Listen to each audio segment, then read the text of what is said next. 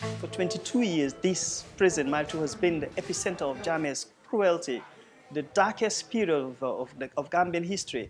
And this government needs to take this prison away from that image and make it into a normal prison. With the new administration, things are getting better, but of course there's room for improvement. The extremely oppressive atmosphere we had between inmates and staff is abating. It's not as bad as it used to be. The toilet facilities are the same as they used to be. It's just still horrible. A high percentage of the food that is served here, especially the dinner, is thrown away instantly. Not even served to the prisoners, because once they come in, we just throw it away. Sanitation conditions, there's a swamp or bug at the back here. It's, insect infested. It's still there, and it's still insect infested. There's a dump site there where they burn the garbage, like, frequently, and the stench from there is just horrendous. Currently, there are 3 prisons in the Gambia here. Mile 2 central prisons, Josuang, that also accommodate juvenile young offenders, male, and also Janjambure, that is in the provinces. The capacity of these prisons were meant to, especially Mile 2, was meant to accommodate nothing more than 300. But the increase in crime today, we are accommodating more than that number, double that number. Previously, the feeding aspect of the prisons was very poor, but now there has been a great improvement. Thereby, it has even reflected to the health of the inmates.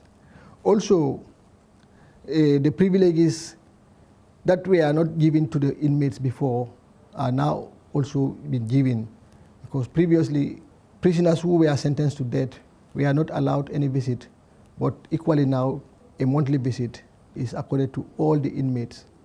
With support from the government and other development partners like the UNDP, UNODC, and GCCI, we are able to make some expansions, especially at the Kikin, the clinic, and the Joshua prison. But however, there are still challenges, especially with regards to the infrastructure. The Gambia is embracing a new democracy with the respect of humans and people's rights. Since the inception of the new government, the human rights of the inmates is improved in the Gambia. So it's important to observe the Mandela rules in order to bring a positive change in our prison management and techniques. Because we need to observe their human rights not to be violated anymore in this country compared to previous government. The Gambia Prison Service was used as a punishment center until when there was a change of government in 2017, when this new government, together with the new administration, has now focused on rehabilitation. The purpose of this skills training is to empower the inmates so that when they go back, they might not likely to reoffend and come back to the prisons. No matter what people have been accused of doing, or what has been done, or whatsoever, I think people here deserve to be treated within the framework of the Gambian values that we know were suspended during those 22 years, and that is what we want this place to be. In this new dispensation, New Gambia, prison conditions must change. Rehabilitation should not be a privilege. It should be a right.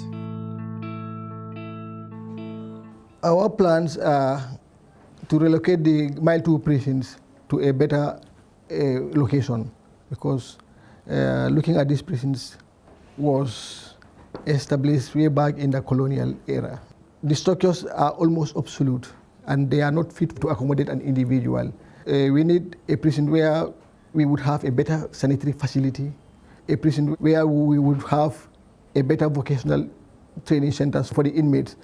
We also intend to have a separate facility for women prisoners, because presently There is no separate facility for women. The only facility available for them is in Mile 2 here, and that facility is not conducive